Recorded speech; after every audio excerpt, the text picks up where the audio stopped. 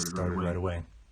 I want to talk about basing tonight. And there's a couple other things that I want to go over in addition to basing. There's a lot that goes into preparing your miniatures and into getting a good platform from which to begin painting. So that's what I want to talk about. How do you get a good platform to begin painting? How do you prep your miniatures for painting? So I've got a couple of things that I want to talk about. Sometimes my audio is a little bit messed up. If I sound weird, let me know in the Discord, and I will do my best to fix that. Today was kind of a weird day. Kids and work, weird day with all kinds of stuff going on. Kids and work, all kinds of stuff going on. So, basing. How do you, first, when you first open up your box of miniatures, what are the things that you need to do? What are the things that you need to do? What do you not need to do? How do all of those things function? Let's talk about that. How do all of those things function? Let's talk about that. I'll be right back. I'm going to go grab a pack of miniatures.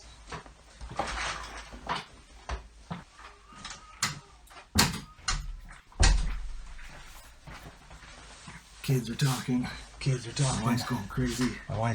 Life is fantastic. All right, this is what we're going to use.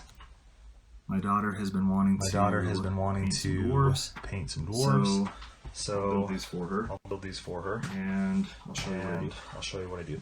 There's two types of miniatures. There are two types of miniature casting processes. I don't think it's the model because when I look at the renders, they both look about the same. So I think it's something that happens in the casting process. But if you look at this dude, he looks awesome. Let's see how close I can get it before it goes out of focus. The biggest thing on him is the detail is has sharp edges, like 90-degree edges, and he has a lot of detail that's sculpted onto the actual miniature. If you contrast that to this miniature, there's nothing wrong with this miniature, but there's not a whole lot of detail sculpted onto her. There's nothing on her boots. They're just kind of plain. There's nothing on her armor. It's just kind of plain. There's nothing on the back of her cloak. There's nothing on her knives. So there's a detail there, but it's not sharp. The edges of it aren't crisp. And that's something that you need to be aware of. It's not a bad thing. It just means you have to do more freehand work. You have to do more painting on your ends to make up for fewer amounts of detail that are present on the miniature. And you got to add a little bit more contrast because the sharpness of the amount of the detail is there, and the sharpness of it is going to make it blend together a little bit more. So when you open your miniatures, like that.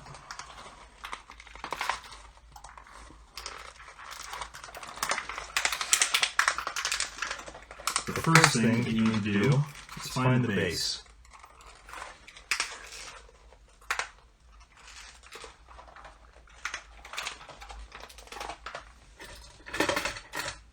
And then you need a good knife. So this is a knife that I'm using, just X-Acto, whatever you've got is fine. As long as it's sharp. Man, tonight is just weird. Having trouble opening the base. Opening the pack. So I'm going to bust out one of these bases. And let's see. Here's the two minis. Which one of these is Alice going to want to paint more? Probably this guy. She likes the action poses. Alright, so right off the bat, you can see there's a pretty gnarly mold line right here. That thing's got to go away.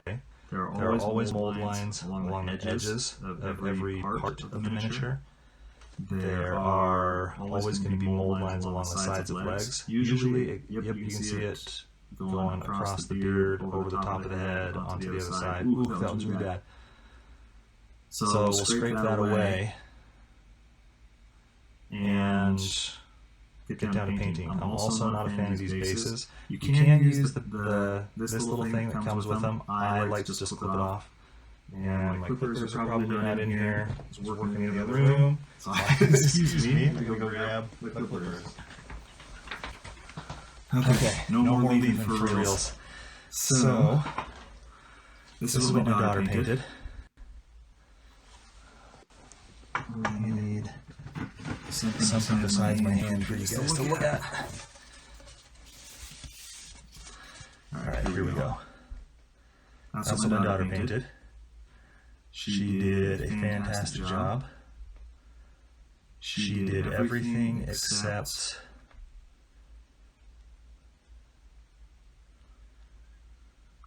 glue the stuff onto the base. She's 3. You've probably heard her if you've been watching the streams. And if you haven't heard her or seen her, you probably will. Alright, there's two kinds of blades. You've got thicker, two types of handles. You've got thicker and thinner. I prefer the thicker style of blade if I can find them. The thinner ones are fine. This one's nice because it's all rubbery and kind of squishy. So I like using those, but I like the thicker style of blade. So I'm going to find the mold lines, and you can either cut like towards yourself, or if you turn the blade like perpendicular with the miniature, or maybe even a little bit away, then you can scrape towards. Either one works. Sometimes you gotta cut, sometimes you gotta scrape. A mixture of both of those will probably give you the best results. With these miniatures that are soft plastic, like the D&D and the Pathfinder miniatures, you've got to cut a little bit more often than if you were simply going to use only Games Workshop stuff. Games Workshop works really well for scraping. Metal miniatures work really well for scraping too. Cool Mini, their miniatures, so what are their games? Zombicide, Hate, Blood Rage, like all of those things that Cool Mini produces also use this kind of soft plastic, so you've got to cut into that a little bit more than just scrape. And it can be kind of annoying when you miss parts of your miniature. You've got to go back and clean them. You'll see where you missed during priming, and that is going to be a critical step to accomplish well. You've got to scrape your miniatures. You've got to get those mold lines off. If you don't get the mold lines off, it's not the end of the world, but you're going to notice. And man, having to go back and paint things after you've painted them, having to clean up stuff, that is not fun. You want to do a good job with this step, and do it very thoroughly. You can go pretty fast. One of the reasons that the Games Workshop stuff is so awesome with mold lines, actually have bad mold lines all over the place, but they're awesome to clean up, is that hard plastic works really well to when you're scraping. It works really quickly. You can work really quickly with it, and you can have really good results in no time at all. Just got to get underneath there a little bit. So if there's mold lines that go over hair, that's not ever such a bad deal, because you can usually scrape those away pretty simply across the raised edges, and anything that's in the shadows isn't going to be noticed very much. And if, depending on the type of the hair and how the mold lines are cast, you may not have to scrape at all. So, thanks. Check it out now. Ron, let me know if that's super bad or if that's doable.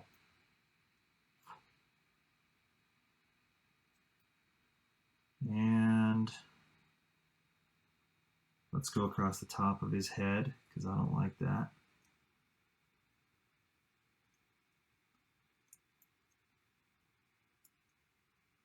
And if you find you're taking off more than you need to, you can always come back in with some kind of a sculpting tool or your knife and either re-sculpt that or cut some detail back into it. But for this, I'm not going to worry about it too much. One, it's going to be for my daughter. Two, so I don't have to look at it all the time. Two, these miniatures tend to be really forgiving with how much you scrape off. And when she's painting it, she'll just either paint some battle damage on the armor or maybe one of these nicks or gouges that's a little bit too deep is some kind of wound. And she can paint that just fine. That's pretty good. There's a couple of spots here on the beard that I want to make sure that I get. Yeah, right there.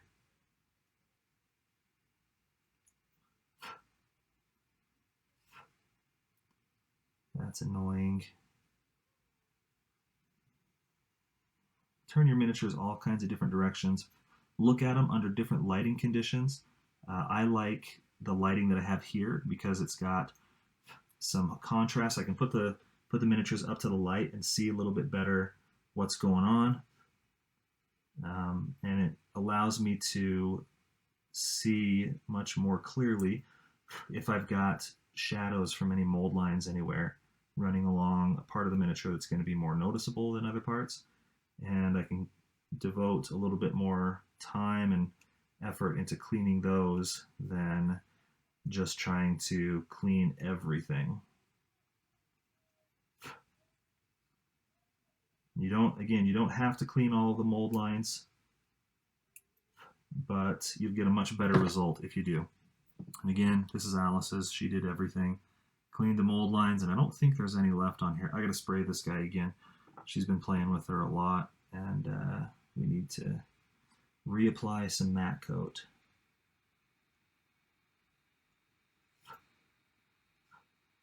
Okay, now, once you've got your miniature to this stage, once you've got the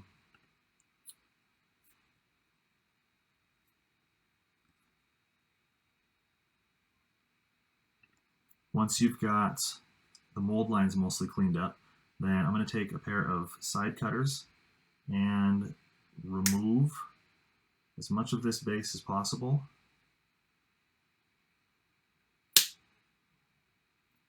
I'm just going to cut out chunks. I used to keep these and try to use them for other projects. That's way too high maintenance for me. Just toss them.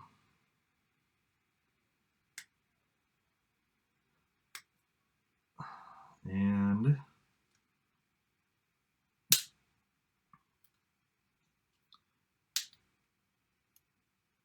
if you are cutting metal miniatures, always a good idea to wear glasses, some kind of safety glasses or something in front of your eye, because I've spent like that, just launched across the room, bouncing off stuff. Getting metal in your eye is not fun at all. Getting plastic in your eye isn't quite as bad, but there's better ways to spend your afternoon than trying to clean plastic out of your face. Okay, once you get it to this stage, ideally you should use a cutting board. I'm just going to do it on this, but I'm going to take, so you can see it close up, I'm going to take my miniature and I'm going to lay my knife blade like that, and then press down and cut that part off the miniature. And I have missed one. Looking at this under different lighting conditions, I see more mold lines.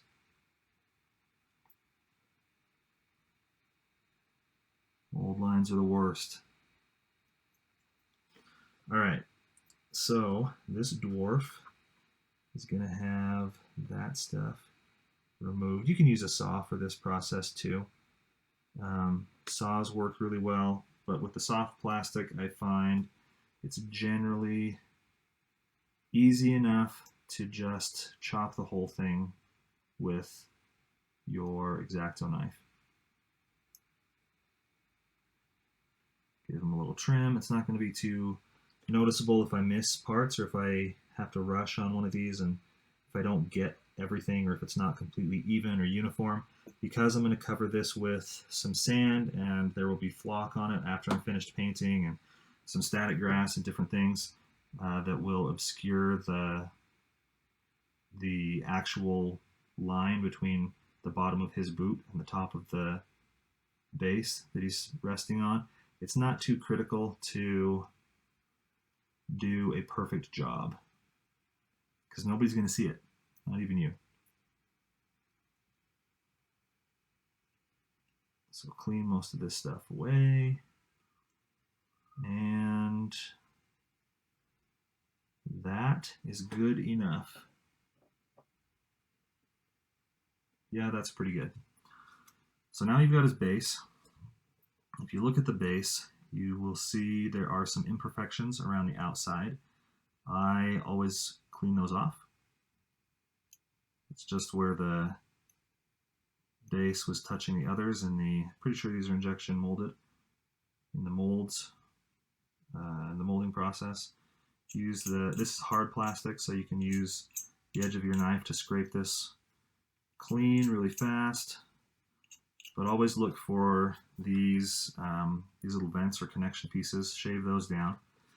Now, if you so option one is stick the guy like this, and then we can cover him with, or cover the base with some white glue and with sand, grit, and gravel, and we'll get a result that looks something like that.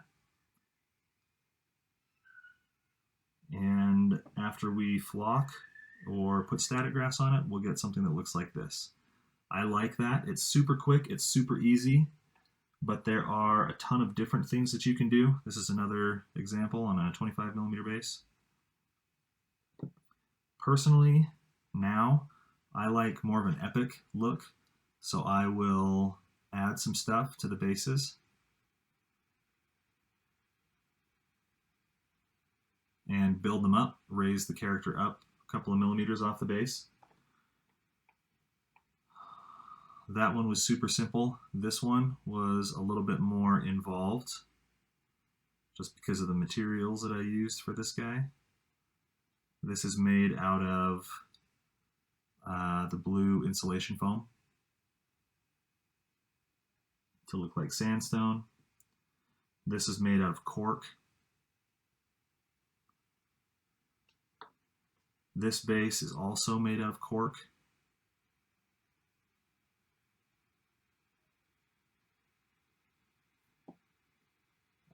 This Malifaux figure that has some sand on it, and then balsa wood for wood planks. And then I've put some, I actually don't know where I got that from. Maybe that's from a broom or something. Could just be grass from outside, but I glued that on after this was done. This is some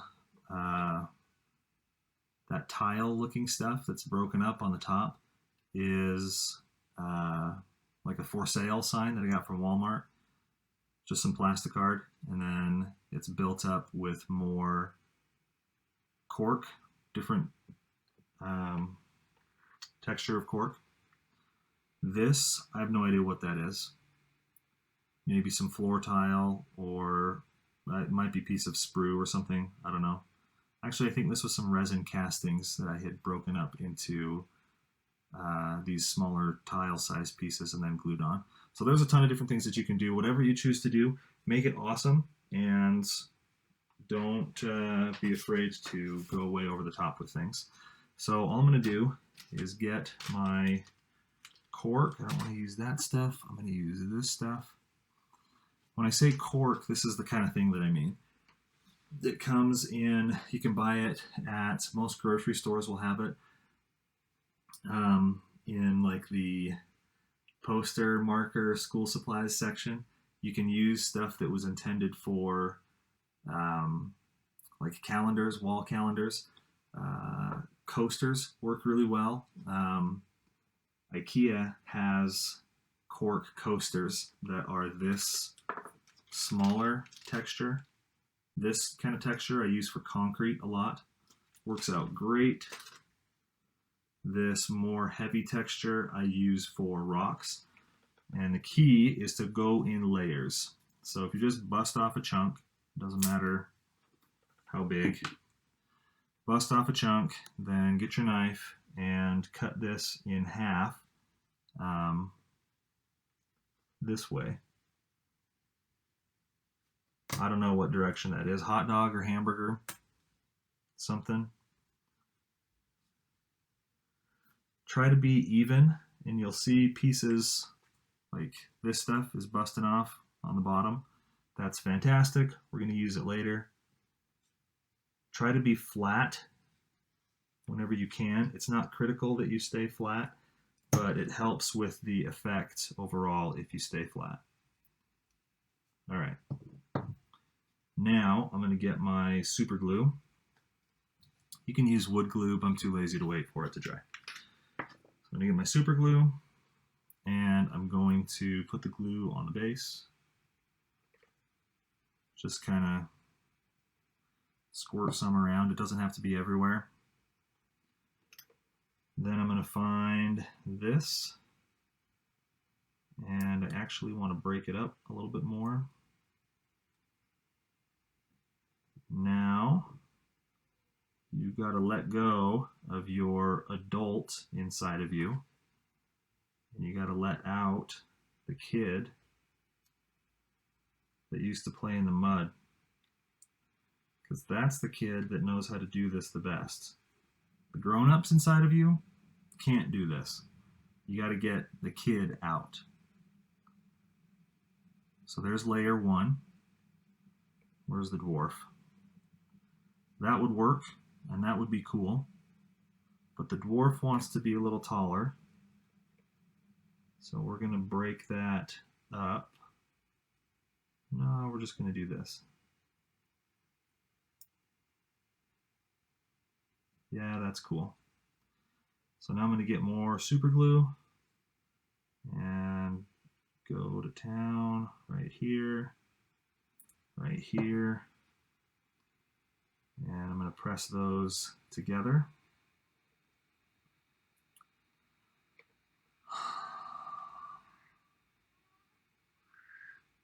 Super glue accelerant is one of the greatest things that's ever been invented. That stuff is a lifesaver.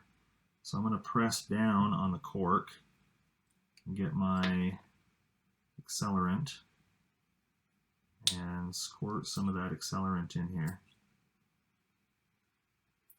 The reason I want to press down is the cork isn't uniform after I've cut it. So if I just press lightly, or if I'm not pressing at all and I just set it on top, then the cork on top is going to be at a weird angle relative to the rest, because the rest of it is kind of bumpy.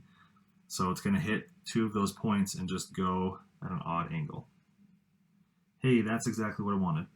Now I'm going to find the best angle.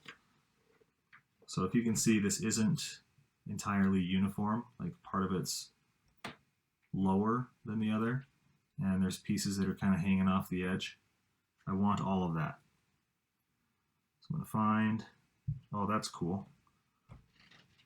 Maybe he's stepping up. Maybe he's stepping down. No, that looks weird. So we could put him there. We could put another piece of cork out and put him there. But I kind of thinking it's looking cool to have him be stepping up.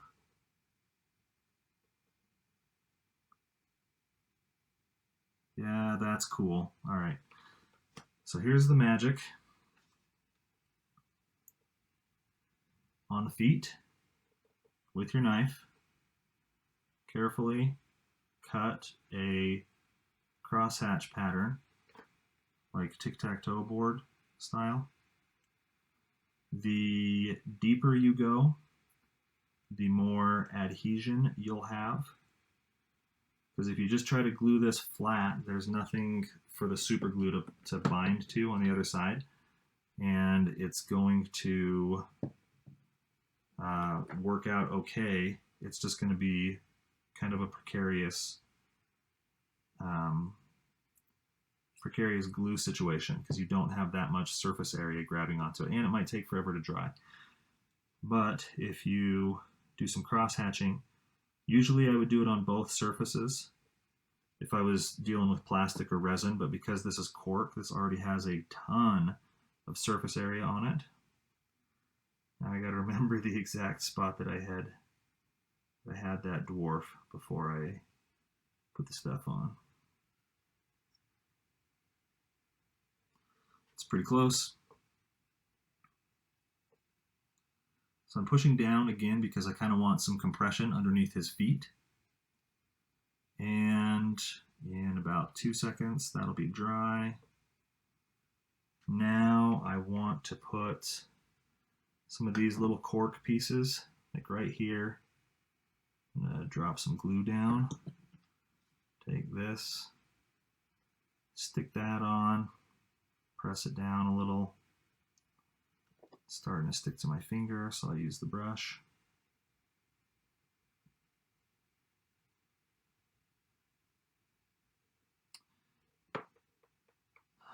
On the back over here, I'm actually gonna take a piece away.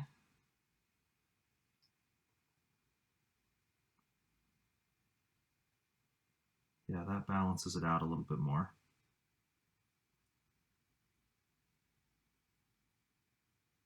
All right, that's cool. There's nothing else really to do here except to seal the miniature. So what we're going to do is get some glue. People use Mod Podge or whatever. It doesn't matter what you use as long as there's some kind of a sealant over the whole thing. I guess you don't have to seal it. I like to because it gives a little bit of strength to everything, especially if your cork is a little flaky. Like this stuff, I've been breaking it up and it's very it's very crumbly right now. So I'm going to add some white glue to the base.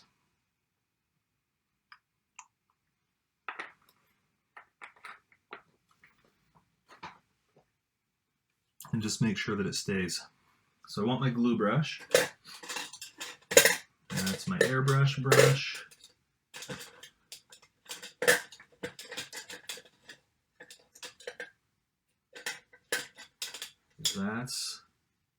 That's also my airbrush brush. Where's my glue brush?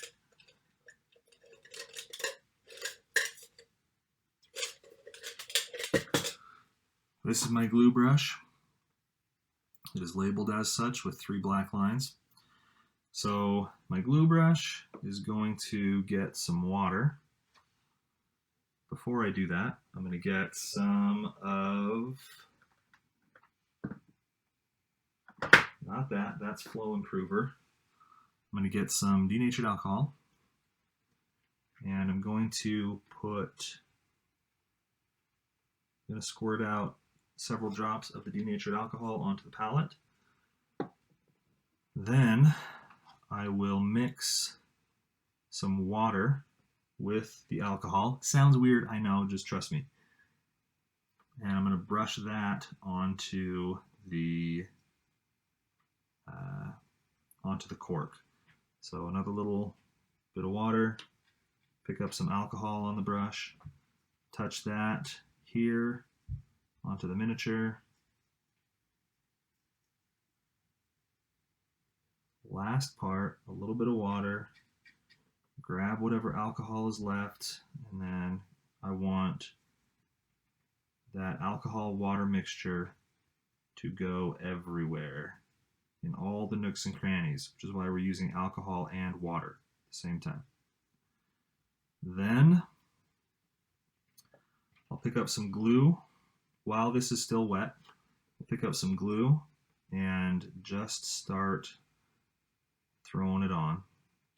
Water the glue down just a little bit so that it gives me a little bit more runniness to the glue. And I'm going to put this everywhere on the base.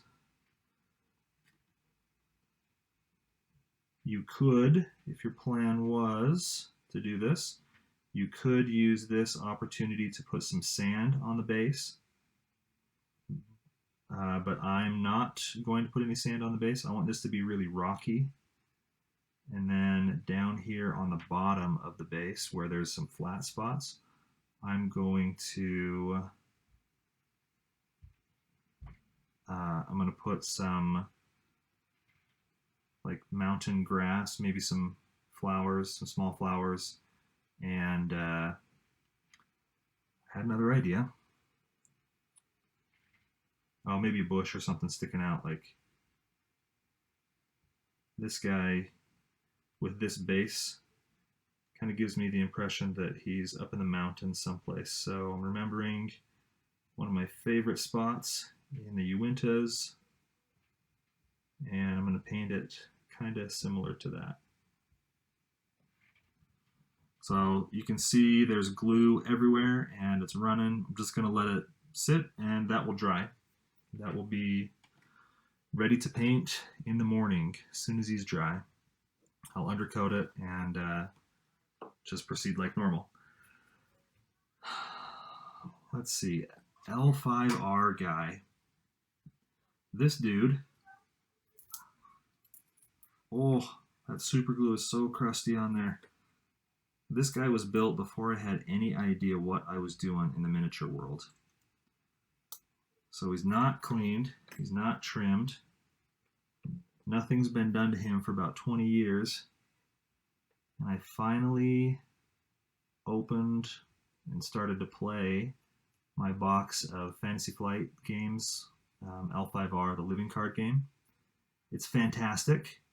As soon as we can play at Game Grid again, let me know if you want to play. I would love to show you the rules and let you borrow some cards or break out your own cards, and let's battle for Rokugan. So I'm seeing mold lines again, classic 90s style mold lines. These ones are sharp, they have a sharp edge to them, and they're in a super inconvenient spot, and they run really long. So I'm going to use my blade and try to cut them away.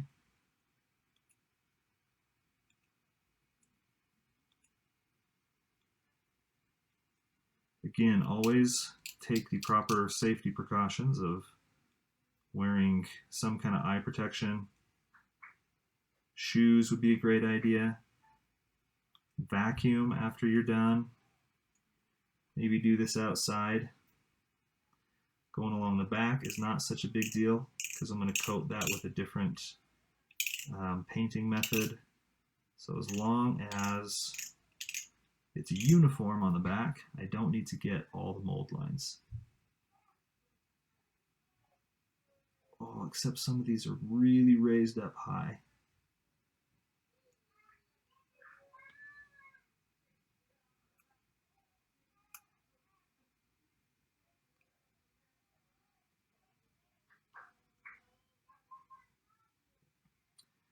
So with picking up L5R again, I've been reading my stories, my books that I've got from L5R.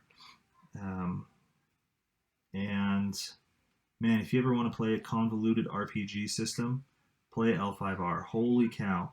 That thing, the new system is a lot easier than old system, but that is a complicated game with a ton of random mechanics in it. And it's still awesome. But there's another game that I've been demoing at Game Grid for a couple of years now. It's called Rangers of Shadow Deep. I think I've talked to you about it before. Frostgrave is the book, the rule system that was written by James McCullough several years ago, and it's an opposed D20 mechanic. So you've got your ballistic skill. It's not ballistic skill, your shoot value.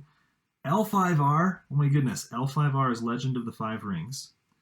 So it is a fantasy, Japanese fantasy game. It's set totally derailing everything now. Unless you already know what L5R is and you just didn't get the acronym or the shortened abbreviation for it. If you already have L5R, we'll continue. If you are brand new to L5R, we got to go down a rabbit hole for a few minutes. Oh my heck. All right.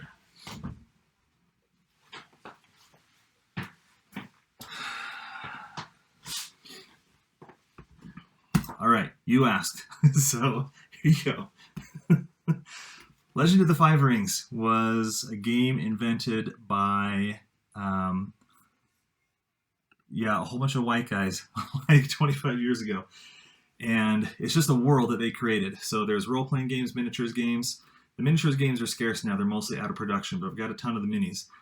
You can use the miniatures for other things like Bushido, any kind of role-playing game. I'm using the miniatures for Rangers of Shadowdeep. But these fiction books are way out of print. There are 7 great clans, 8, depending on what time period you're talking about. Scorpion, Unicorn, Crab, Lion. There is also Phoenix, Dragon, and Crane.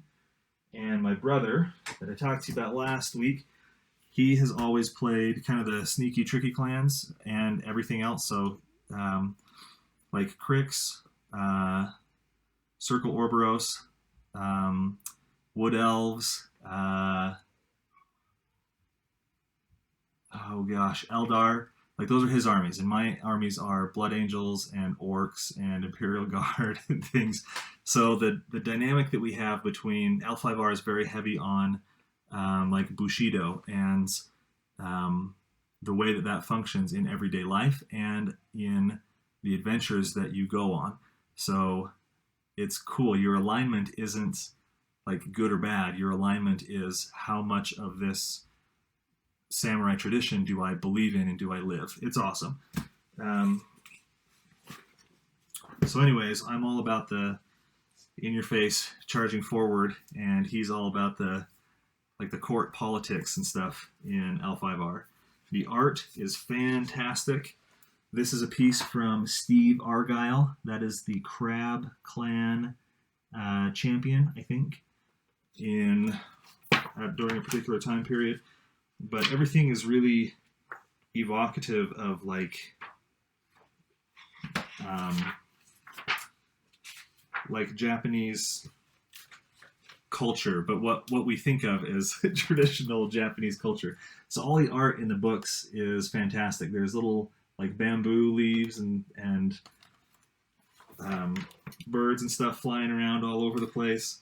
They've got grass growing on the bottom of all of the rule book pages. There's just a lot of cool stuff, and it really pulls me into that world and gets my imagination going.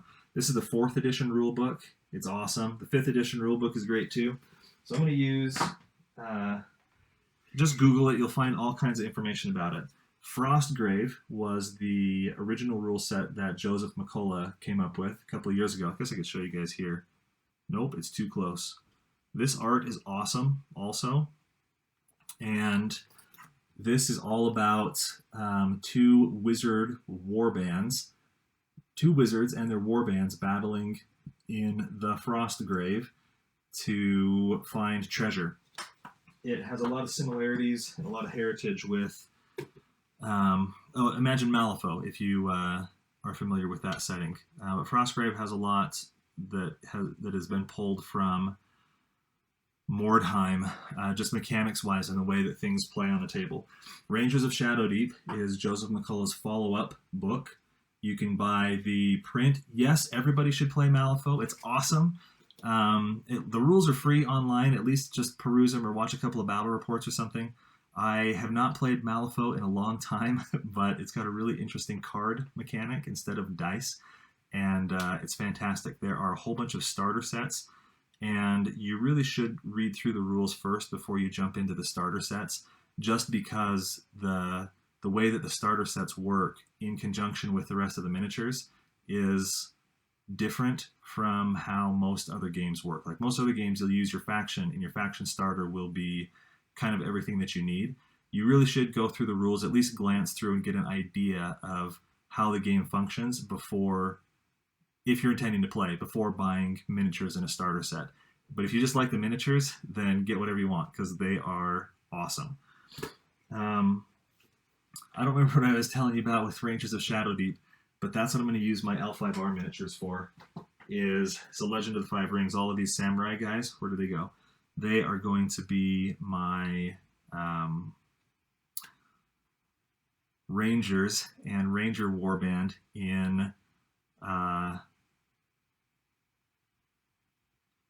for Rangers of Shadowdeep. Rangers of Shadowdeep is designed to be a solo or a co-op game, which is awesome. I really like that it was planned that way, because now that we're all home alone and can't play with each other, I can set up the rules and the scenarios just for myself, and it works just fine. So when you're cutting off metal bases, back to the lesson, when you're cutting off metal bases, I'll cut off the edges first, and then I'll take the middle, and if the miniature is strong enough, I'll twist it to put a little bend in the base, in that slot thing, so that when I cut the miniature, it doesn't deform the position of the feet. If you don't cut that off, or if you don't put that little groove, or the little, I don't know, that little bend in the base, what you'll see is when you cut this off, because you're separating the metal, many times the feet will separate a little bit, and one of them might like fold up a little bit on you. So just something to be aware of. Then you'll have this tab here. Most of the times that I've cut myself really bad when doing this hobby thing have been during this stage of cleaning the miniature. And let me tell you, it is not fun at all, especially when it's on your thumb. Don't do as I do, do as I say. Be safe, wear gloves, use a saw and the appropriate tools instead of doing this like I'm doing right now. Because I have been cut very badly a couple of times doing dumb things that I was not supposed to do.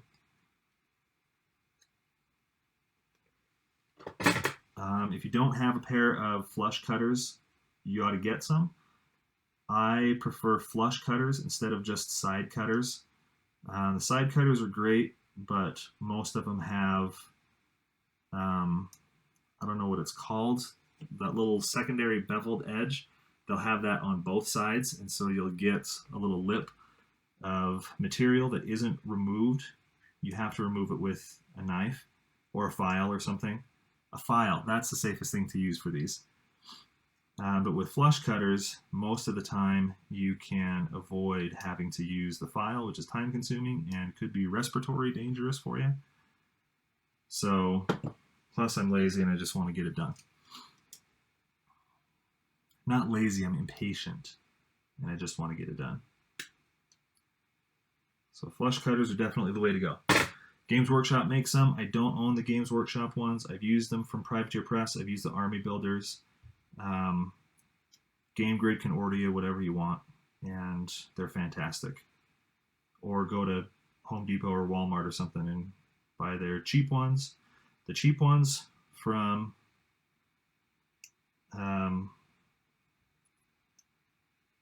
like Home Depot and stuff are not as precise as the ones that Games Workshop makes. The ones that Games Workshop makes are very precise. And again, I haven't used them personally, but I've seen a lot of people use them. I've looked at them and handled them. And those things are sharp and they're awesome. But word of warning, do not use those. There are specific ones that are intended to be used with metal, and there's other ones that are intended to be used with plastic. Don't use the plastic ones on metal. They will break. Like instantly, on your first cut, they'll break. Use the metal ones for metal. Use the plastic ones for plastic.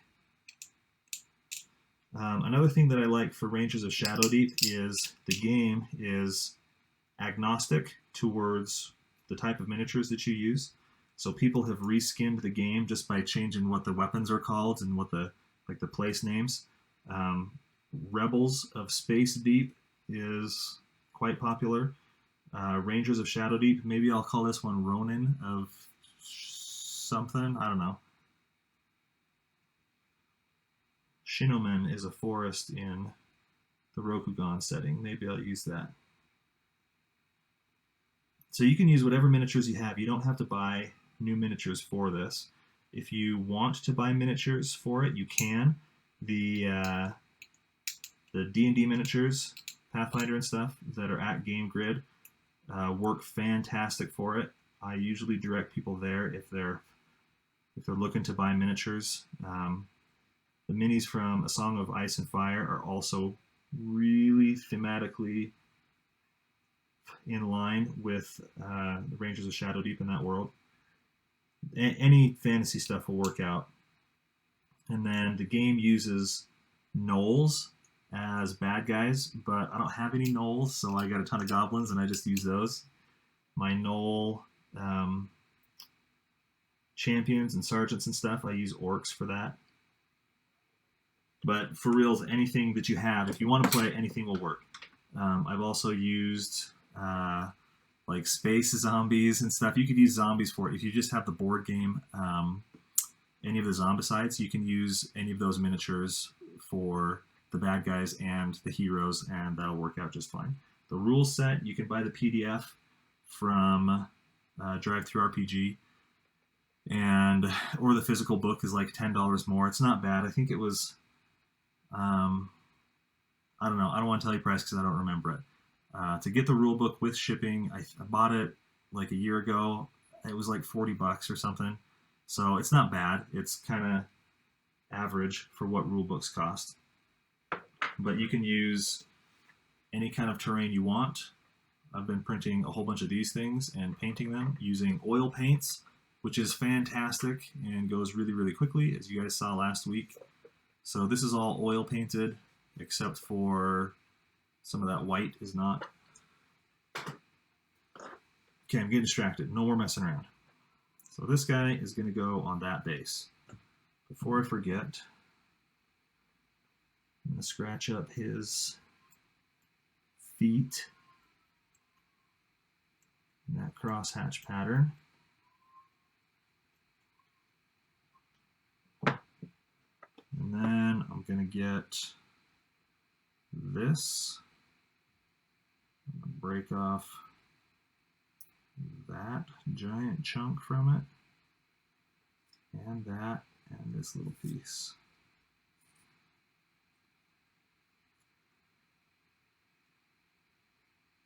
Yeah, that's cool.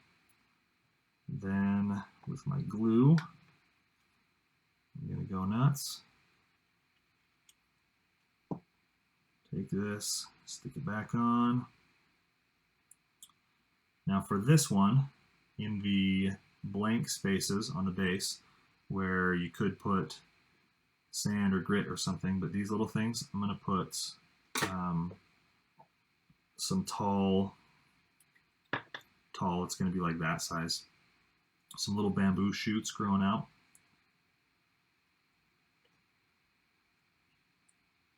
Oh man, I should do flat grassland with like cherry blossoms on the ground. That'd be cool too. Next guy. I'll do that with the next guy. And I don't want this dude to be too huge above the ground, so I'm just going to give him right there is what we're going to do. The cool thing with these, instead of the aerosol stuff, is you can unscrew the cap and use it as a precision applicator.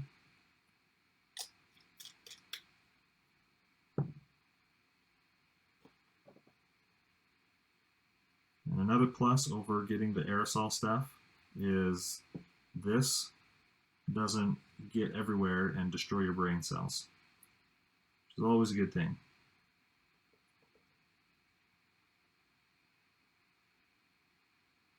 Now another reason you want to put that white glue all over everything is the metal miniatures act as a pretty awesome fulcrum to bust this off the base, but if you cover it with Mod Podge or whatever, it tends to harden up pretty well. I know several people who, so I'm gluing the base, I'm gluing the miniature to the base before putting that on.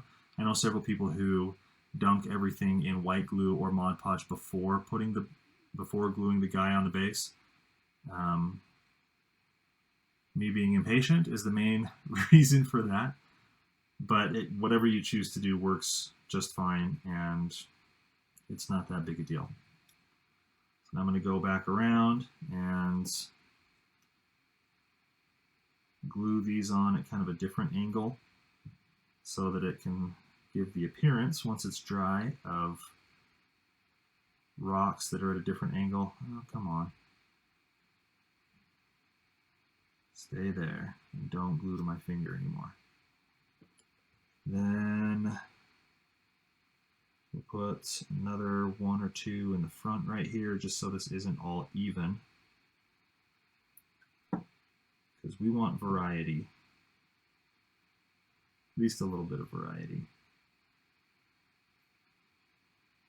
Rock right there. And we'll do another big one behind him because I don't want to obscure this guy too much. And these, if you do even a halfway decent job with your washes over the cork, whoops, this will look very convincing as rock. Knocking everything over. And it stuck to me. Oh no, disaster.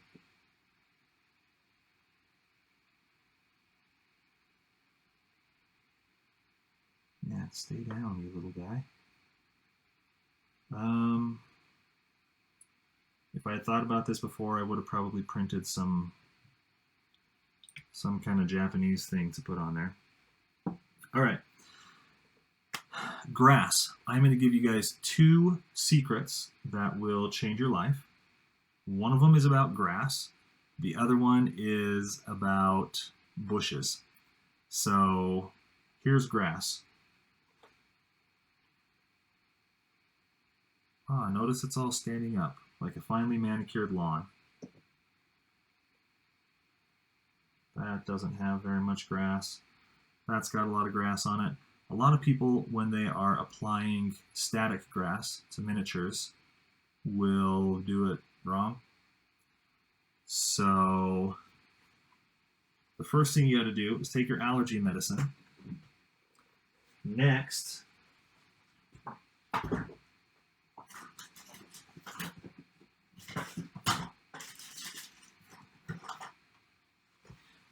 you get your grass, shake it inside the tub, shake it, shake it, shake it like a Polaroid picture. Then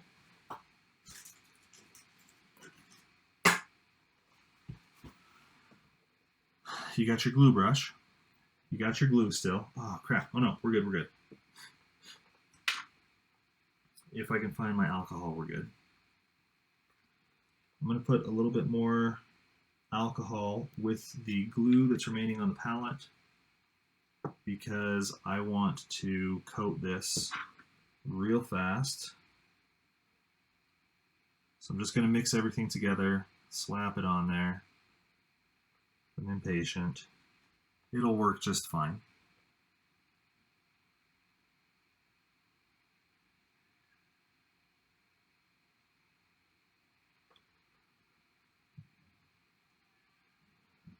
Uh-oh, I got kids screaming upstairs.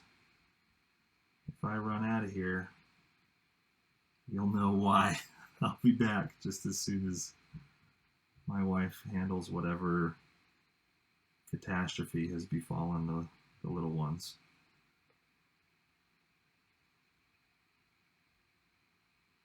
If I don't run out of here, it's because my wife is basically Superwoman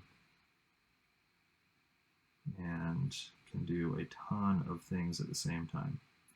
I honestly don't understand how any woman does it.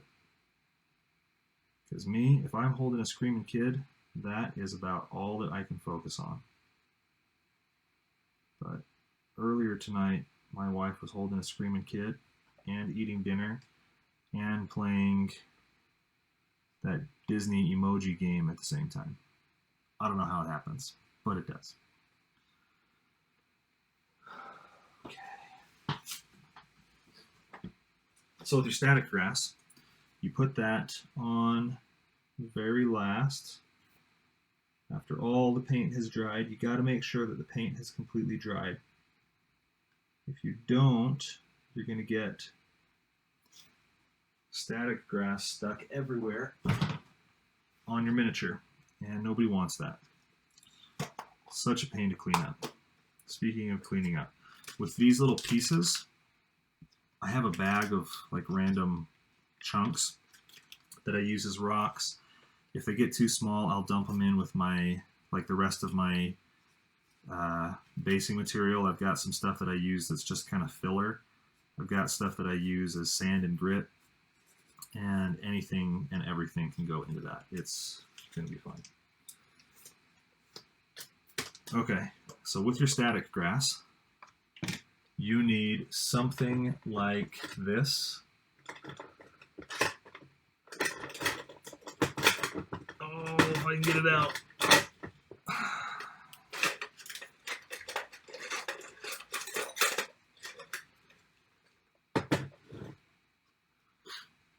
You need something like this.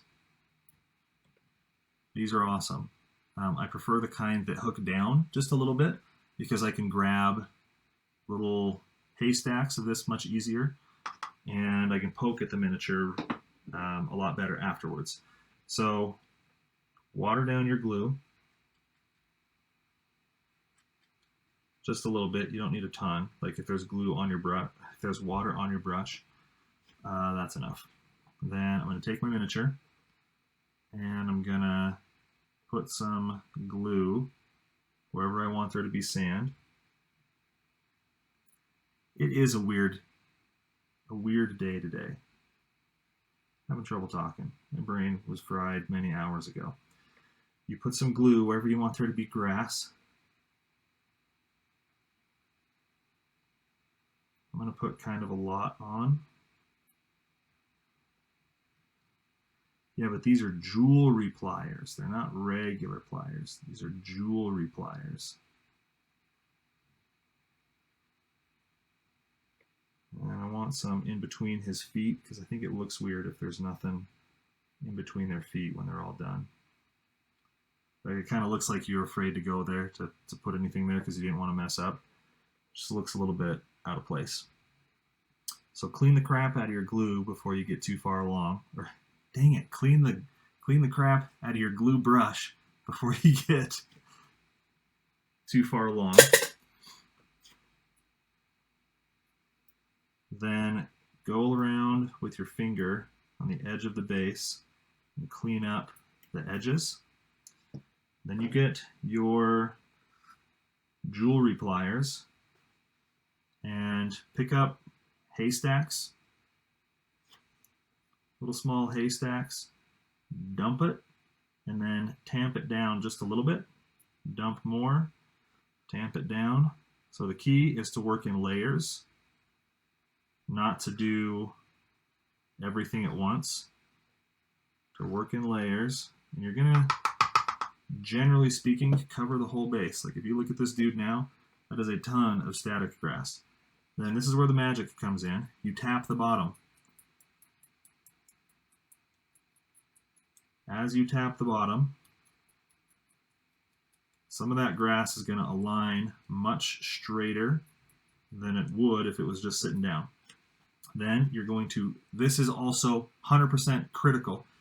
My static grass pot is right in front of my face right now. So I'm going to turn away like 90 degrees from the static grass and blow across this.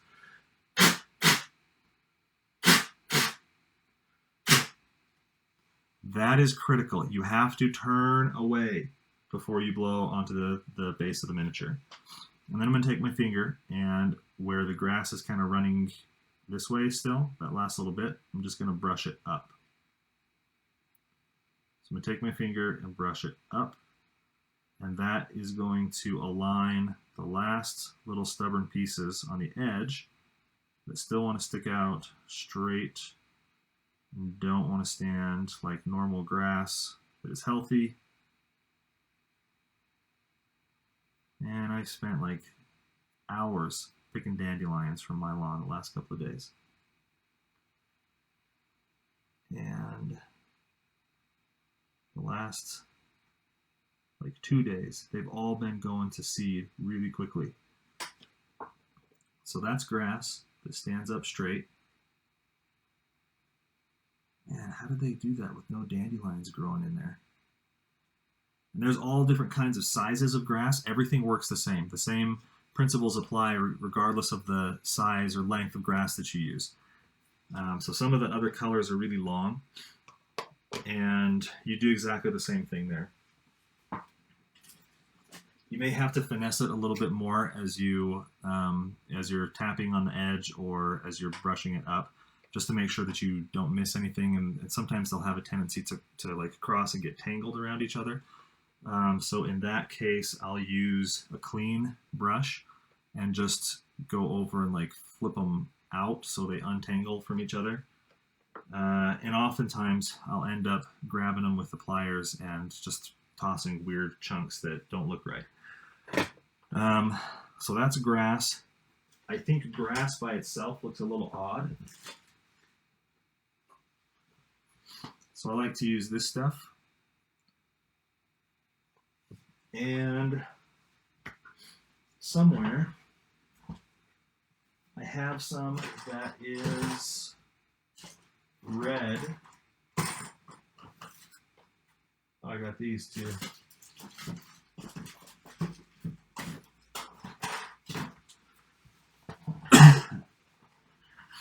I have some of these little tufts that are like red and orange, so I may use those. I'll show you what they look like.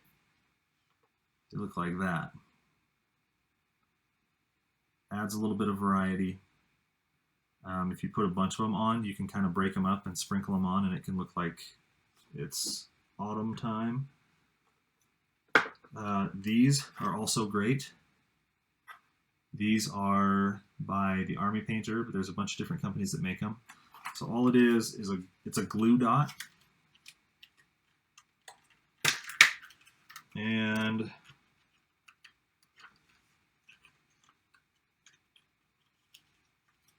you break this out of its package, and you can see on the back there's different sizes of them. So from teeny to medium size. These aren't really large, but it's just a piece of glue attached to these bushes. So you can gently, because these kind of are easy to be destroyed when you rush it. I like to peel them off with a knife. You could use your fingers if you're gentle. But these come in all kinds of flavors. Yeah, there's that little bush. Some of them are purple, some of them are white. This has some little green speckles at the top. This is the Lowland Shrubs variety. And then personally, I like to use super glue rather than white glue for the tufts and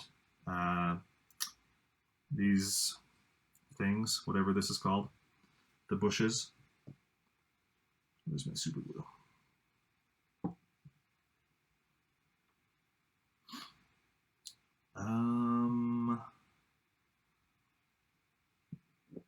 That white glue's not quite dry yet, so I'm going to scrape a little clearing right here. Just kind of tamping the grass down. And then I'm going to put a spot of super glue on it.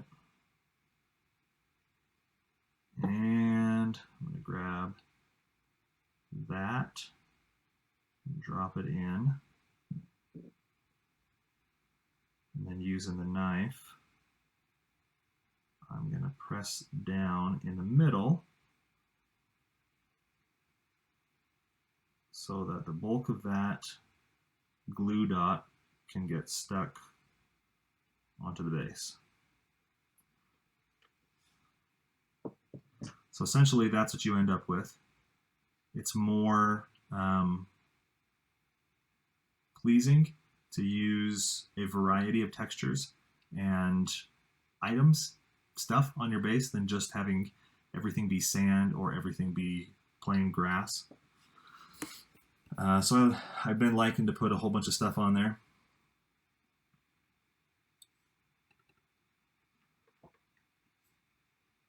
Hey, yeah, that's the stuff that I'm using. Mine's got, yes, Ron, I think we're using the same thing. Mine has some like leaves or whatever on the top of it. Now with this flock, it has been stuck together a little bit. So I'm going to take two different colors, that darker green and some of this lighter green.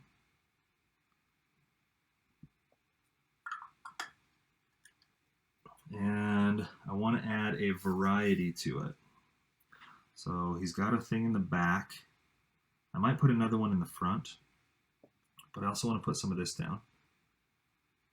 I'm going to break this apart to two pieces. I want one to be right here, kind of at the base of this. There's a little gap.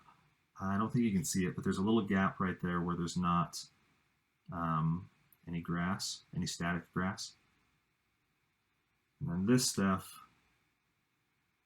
I'm going to push that down a lot because I want that grass tuft that I just glued on to still be the highest spot, or the highest, tallest basing thing. We're going to put another one right here. I'm going to use this lighter color.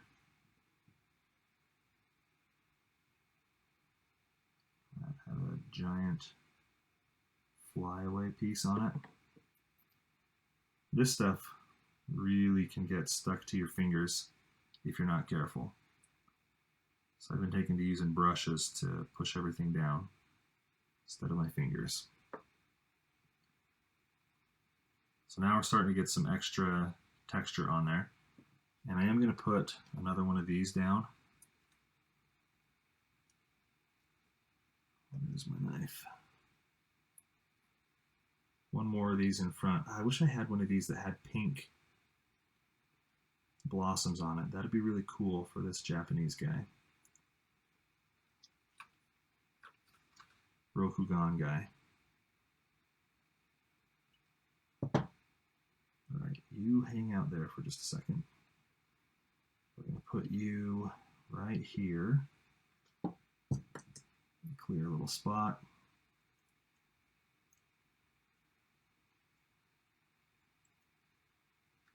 So scrape that away so that it's mostly bare again. We'll put that there.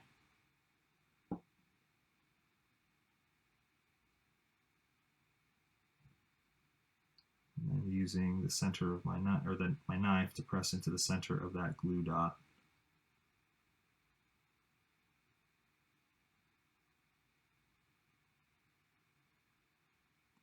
Yeah, that's cool. That's awesome. Now, this guy looks like he's actually walking through a real place instead of walking through like pretend football field land. Variety of textures is always my preferred method. You can see on this Ranger, I've done something similar with grass and different types of that clump foliage. And then the brown, that woody stuff that's on the ground is coconut fibers. That works awesome, by the way. If you can't find coconut fibers around, let me know. I can probably get some to you somehow. Coconut fiber is great. Or just find it on Amazon. Okay, essentially, that's it. We could do her too, with the rocks. Yeah, let's do it. We can keep going. I got some time. With this one, I'm going to put a different type of grass on her. I've got some grass that's kind of white.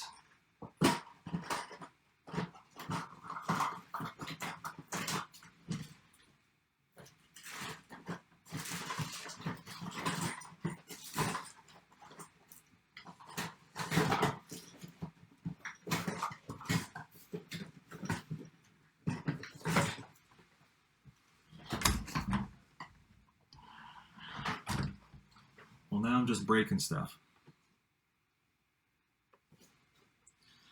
So this grass is much whiter than normal. I don't remember exactly what it's called.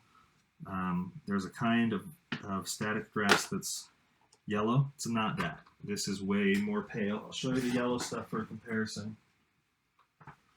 So this is Harvest Gold. It's kind of yellowy green, and this stuff is way different. It's much more pale. That's what I'm going to use. I'm going to go through the same process. If I can find my glue brush again, I keep putting it away.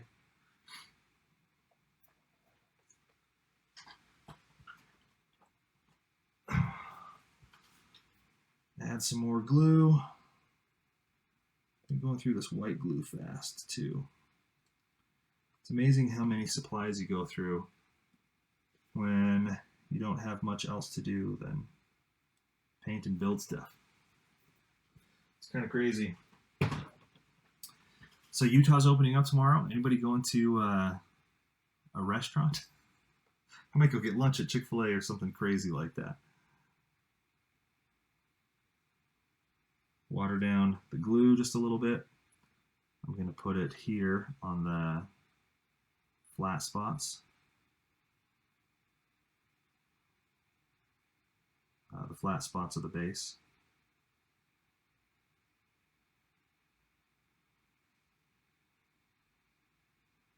Yeah, I'll probably stay home too most of the day, but it would be nice to go out.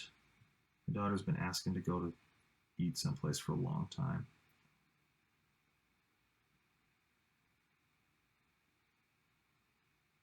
Okay, that's about it. So there's not very many spaces on here where I've got glue for this particular color of grass. I don't know an easier way to do this except to cover the whole camera with my fingers, so this is going to be a little bit more messy than I had intended.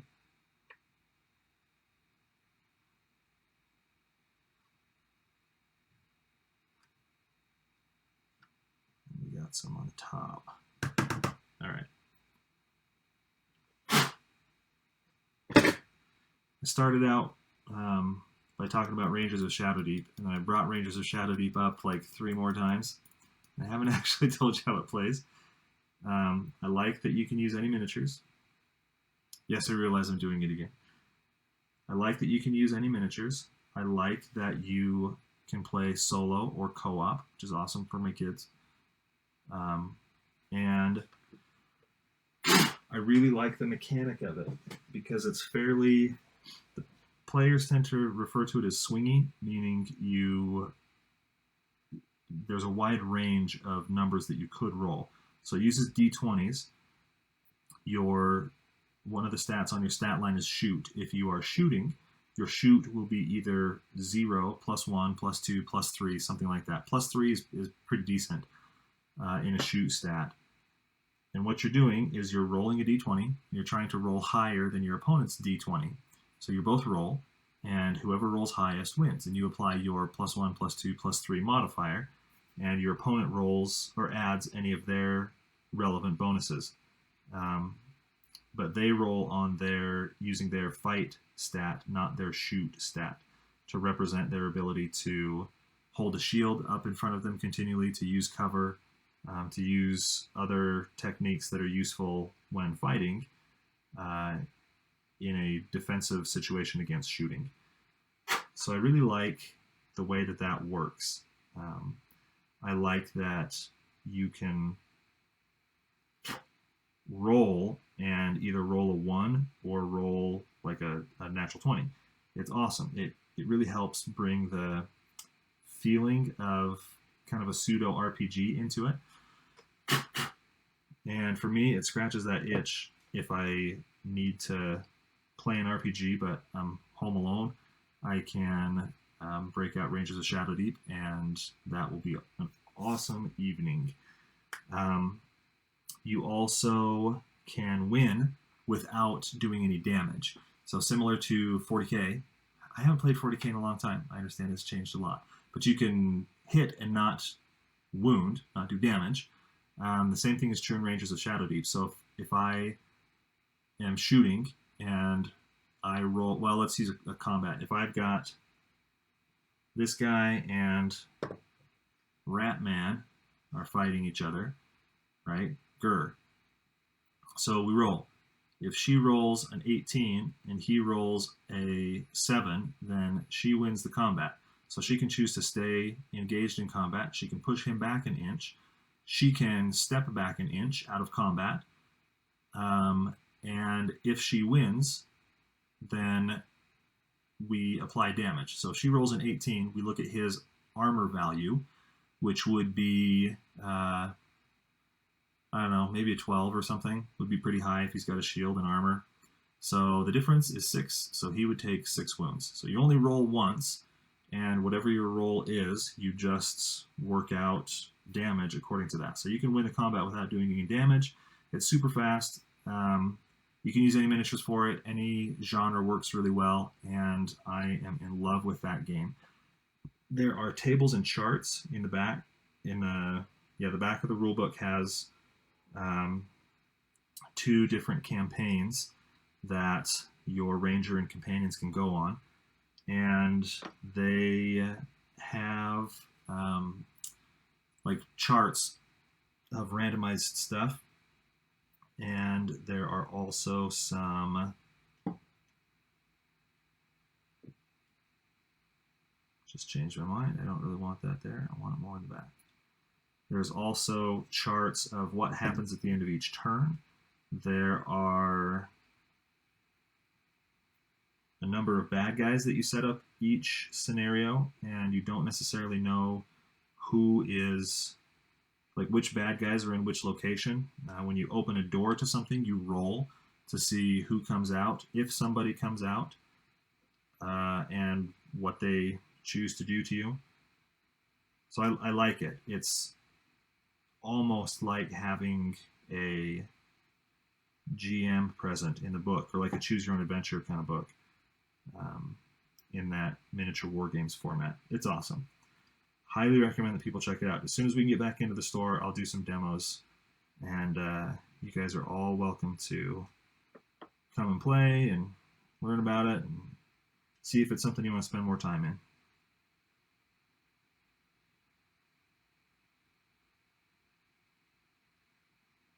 That's probably all that she's going to get for her base. But she's got 3 different textures and some height, and that looks awesome. The other 2 round bases are going to be for these samurai. So I gotta run. These guys are what we're going to use next week when we go over object source lighting. So he's going to have a magical sword, and then parts of his body will glow. He's got a magical staff that's going to glow. He's got some potions on his belt that are going to glow, so we'll have 2 different colors of light going in different directions.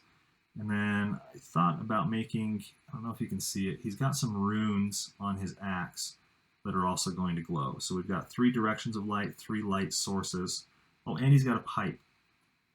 I may have outdone myself on this one.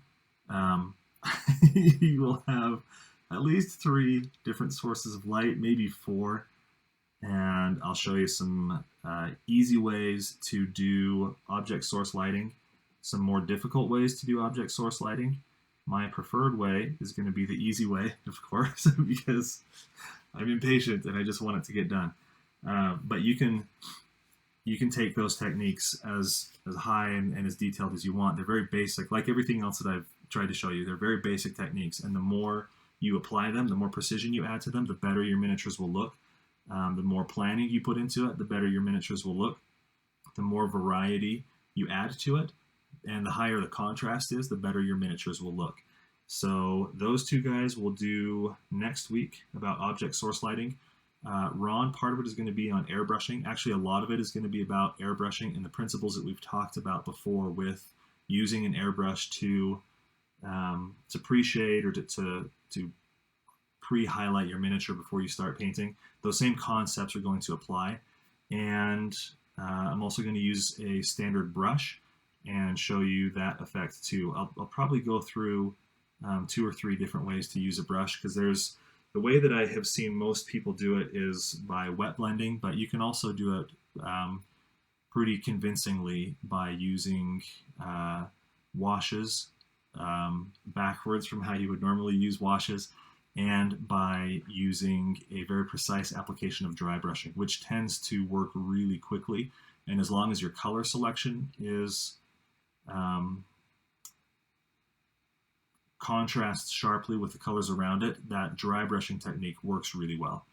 So I'll show you a bunch of those things, and it should be great. So this week, class, I want you to practice your basing on your miniatures. Don't accept a base as complete until you've done something to it. And never, ever, ever use a base like this with nothing on it. Oh, that's so bad. Don't just paint that black. Where's my first guy? Beatty. First miniature I ever painted in 1990-something, probably 1997, was this guy. Sweet goblin green and some kind of flock on his base and crusty and chunky. Yeah, don't do that. This miniature came in the same box. I painted this guy last year. I painted this guy more than 20 years ago. So do this with your bases, not this with your bases. And if you have the opportunity to find some cork, do this with your bases. Try it out at least and see if it works. And even on larger miniatures, it can work out just fine, like that guy that I showed you a couple of weeks ago on the same size base as the Ron, whatever your army's called, your Sigmarines. Build them up a little bit. Add some height to them. Add some variety. Maybe not a broken road or broken concrete or whatever this is going to be. Yeah, Stormcast. But add some stuff to them. And that'll help them to look a little bit more epic, and it will help them to look not as uniform, I guess. Like everybody is going to have more personality in them because everyone is standing on a different piece of terrain. They're standing on a different amount of grass. They're at different heights from each other. It's going to add a lot of variety to your models. And if you want to just bust them off and do the basing and then stick them back on, I've done that tons of times. It's kind of crappy, but it'll work great for you. So thank you, and I will talk to you guys hopefully really soon, and I'll see you next week.